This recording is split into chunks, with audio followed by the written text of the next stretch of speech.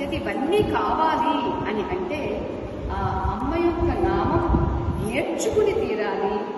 వీలుంటే రోజు చదవాలి, లేదు కనీసం ప్రతి శుక్రవారమైనా చదవాలి. దేనికండి అంటే మీ అందరికీ ఏవి కావలసిన అటు 2 మాత్రం కావాలి. ఏంటిది? సౌభాగ్యం, భాగ్యం కావాలా? వద్దన్న వాళ్ళు ఎవరు చేతులు ఎత్తని చూద్దాం. ఎవరు ఎత్తరు? 2 కావాలి.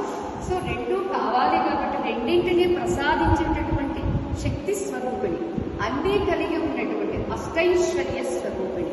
అటువంటి ఆ అమ్మ నామాన్ని తలచడం ద్వారా ఆ నామం మనలో ఒక తెలియకుండా ఒక స్థైర్యాన్ని, సహనాన్ని ప్రసాదిస్తుంది.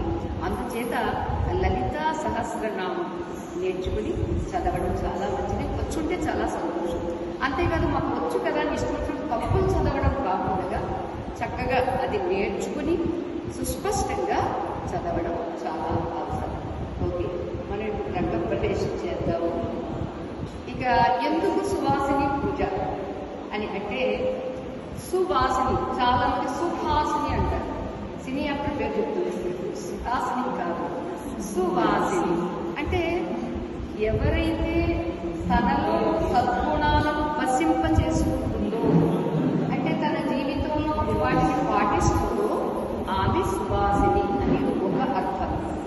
రెండవది, ఎవరి మనస్సు భర్తను, అత్తమామల్ని, పిల్లల్ని ఎవరెవరిని ఎలా చూసుకోవాలి, వాళ్ళకి ఏ రకమైనటువంటి క్రమశిక్షణ ఇవ్వాలి, వాళ్ళకి రేపు కావలసినటువంటి భవిష్యత్తుని ఎలా నేర్పాలి, ఇది తల్లి యొక్క పాత్ర. తండ్రి పాత్ర నేర్పడం కాదండి, ఆయన సంపాదించి మాత్రమే తెస్తాడు, ఇస్తాడు. కానీ ఇచ్చిన దానితో పాటుగా సద్గుణాలని నాటాల్సింది ఎవరు అంటే కేవలం మాతృశక్తి. అంచేత తల్లి విద్యావతి మొత్తం కుటుంబం విద్యావంతం అవుతుంది అన్నారు. దానికోసం చదువుత తప్ప ఉద్యోగము, వ్యాపారం అనేది సెకండరీ. అంచేత సువాసిని అని అంటే సద్గుణాలకు ఆవాసంగా, అంటే నిలయంగా ఉండేటటువంటి ఆమె సువాసిని అనేది. కేవలం భర్త ఉన్నవాళ్ళు మాత్రమే సువాసినీలు అని అనుకోవడానికి కూడా వీల్లేదండి. భర్తతో ఆమెకు ఉండేటటువంటి గుడ్ రిలేషన్, ఎలాంటి రిలేషన్ ఉండాలి అని చెబుతున్నారు అంటే, శివ కామేశ్వరాంగస్థ శివ స్వాధీన వల్లభ. ఆమె ఎంతగా తన భర్తను వశం చేసుకుంది అని అంటే,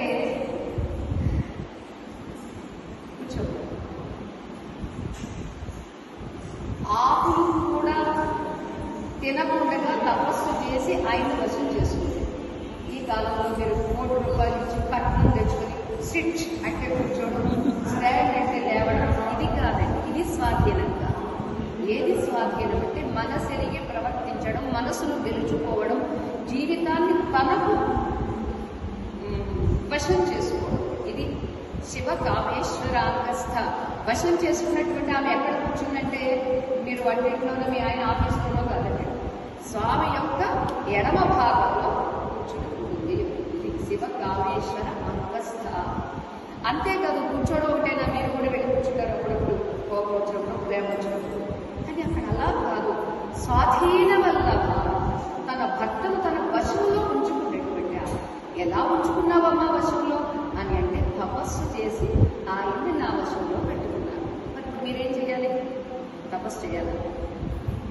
తపస్సు చేయక్కర్లా, మనసెరిగి ప్రవర్తించడం. సపోజ్ భర్త దారి తప్పి ప్రవర్తిస్తున్నాడు అంటే అతన్ని ఎలా దారిలో పెట్టాలి అనేటటువంటి సమయస్ఫూర్తి కూడా మీకు ఉండాలి. అంచేత ఆ సమయస్ఫూర్తి ఇవన్నీ కలగాలి అంటే స్త్రీ అటువంటి ఆమె అమ్మవారిని ఉపాసన చేస్తే, అమ్మవారి లక్షణాలు ఈమెలో ముక్తీభవిస్తే, ఆవిష్కరిస్తే, తద్వారా ఎటువంటి భర్తనైనా కూడా తాను మార్చుకోగలదు, మార్చగలదు, మార్చుకొని తీరాలి అని మనకి ఈ సువాసిని పూజ. ఇక రెండవది సువాసిని అర్చన ప్రీత ఆ శోభన శుద్ధ మానస. ఏమిటి అంటే, అమ్మ మనకిష్టం. అమ్మకి ఏది ఇష్టమో మనం చేస్తే అది ఇష్టం. అమ్మవారంటే నాకు ఇష్టమేనండి, కానీ నాకు నచ్చినట్టుగా చేస్తాను, నాకు నచ్చినట్టుగా ఉంటాను, నేను నాన్ వెజ్ తింటాను, నేను మంత్రము చేస్తాను, అది ఆమెకి ఇష్టం.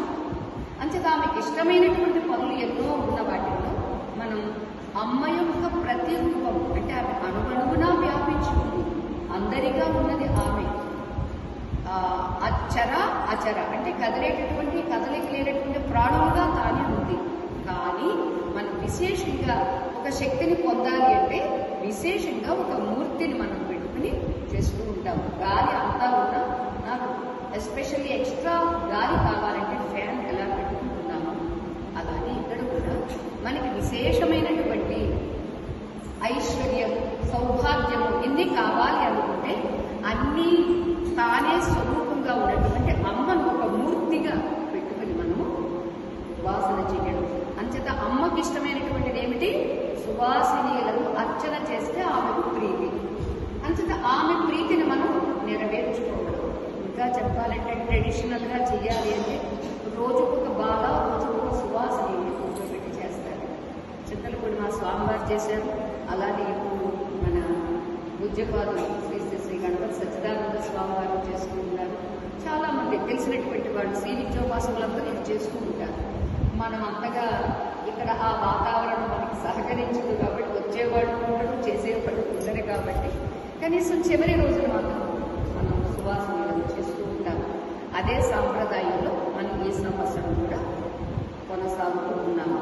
అంచేత సువాసన అర్చన ప్రీత ఆశోభన శుద్ధ మానస.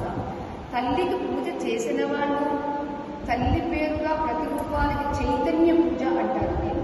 అంటే అమ్మ మాట్లాడదు, కదలదు, మెదలదు, మనం ఎలా పెట్టినా అలానే ఉంటుంది. ఆవిడికి మనలకు కోపము రాదు, అలాగే కూలిపోయే ఆవేశము రాదు. అంచేత ఆమెకు ప్రతిరూపాలని మీరు ఎలా ఉంటారు? దానికంతా ఆపోజిట్. కదలకుండా ఉండడంటే నెవర్, మీరు ఉండలేదు. కోపం రాకుండా ఉండడంటే మాకు కోపం వస్తుందండి, అప్పుడప్పుడు ప్రేమ కూడా వస్తుందండి. అంటే అమ్మకు మీరు ప్రతిరూపాలుగా ఉన్నప్పుడు మీలో అన్నీ ఉన్నవి, అన్నీ ఉన్నటువంటి వాటిని చక్కగా ఛానలైజ్ చేసుకోవడానికి కావాలి. అంచేత ఆ శోభన శుద్ధ మానస. ఇలా చేసినటువంటి వాటికి చేయించుకున్నటువంటి వాటికి మనస్సు శుద్ధము. ఇప్పుడు మనస్సు శుద్ధం కావడం అందరికీ అవసరమా కాదు? ఎందుకంటే మనల్ని నడిపేది, మన జీవితాన్ని నడిపేది మనస్సు. పవర్ అమ్మ శక్తియే, కానీ మధ్యలో డ్రైవర్ ఎవడు? అంచేత ఆ మనస్సు శుద్ధం కావాలి. కాబట్టి శుద్ధత్వం కోసమే మనం లేచిన మొదలు కాస్త దేవుని పూజ చేయడం, దేవుడు పెట్టడం, ఏదో నివేదన చేయడం, ఒక నమస్కారం చేయడం, ఇదంతా మనస్సు శుద్ధం. ఏ రీతిగా మనం ప్రతిరోజు స్నానం చేయడానికి ఉదయం సాయంత్రం స్నానం చేస్తామో అలానే కనీసం ఉదయం సాయంత్రము మనస్సును కూడా స్నానం చేయించడం అనేటటువంటిది దేవతా అర్చన లేదా దేవతా స్తోత్రము, దేవతా పూజ. ఓకే, అంచేత ఇప్పుడు మీరందరూ ఎలా ఉండాలి? అమ్మవారిగా ఉండాలి. మీరు చెప్తే మాకు మీరు అలా ఎలా ఉండగలమండి, మేము దేవుగానే ఉంటామండి అని అంటే ఇప్పుడు చేసే ఈ పావు గంట మీరు అమ్మవారిలా ఉన్నారనుకోండి, దీని ఇంపాక్ట్ అండ్ ఎఫెక్ట్ మీకు 1 year వరకు ఉంటుంది గ్యారెంటీ. కానీ ఇప్పుడు ఉండాల్సిన మాత్రం అర్థమవుతుందా? రీసౌండ్ వస్తుంది. మీరు ఉండాల్సిన మాత్రం ఈ సమయం కాస్త పావు గంట, మ్యాక్సిమం 20 నిమిషాలు, అంతవరకు మాత్రం నేను అమ్మనే. మనకి ధ్యాన శ్లోకంలో అహమిచ్చేవ విభావయే భవాని, ఆ భవాని అహం నేనే అని అనుకుని ఉంటే మీరు అమ్మగా ఉంటారు. పూజ చేసే మేము అమ్మగా పూజ చేస్తాము. స్తోత్రం చేసేటటువంటి వాళ్ళు కూడా అమ్మగా మిగిలి స్తోత్రం చెయ్యాలి. అప్పుడే దానికి అర్హత సిద్ధిస్తుంది. ఓకేనా? రెడీ కదా? మీరు అమ్మలు, మేము అమ్మలు, అందరూ అమ్మలు. ఈ అమ్మలందరూ ఎవరంటే బ్రహ్మ. బ్రహ్మయే అమ్మలుగా అవతరించి ఈ లోకాన్ని నడిపిస్తూ ఉన్నారు. ఆ అమ్మలే ఒక్కొక్క ఇంటిని కూడా నడిపిస్తూ